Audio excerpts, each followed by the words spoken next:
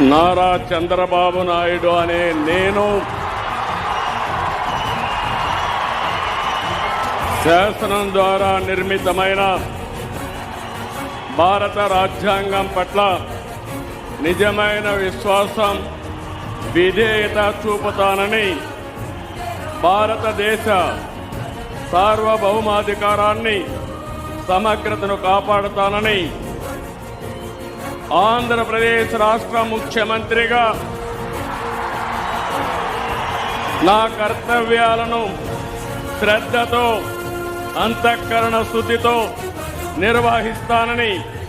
భయం గాని, పక్షపాతం గాని, రాగద్వేషాలు గాని లేకుండా రాజ్యాంగాన్ని, శాసనాలను అనుసరించి ప్రజలందరికీ న్యాయం చేకూరుస్తానని దైవ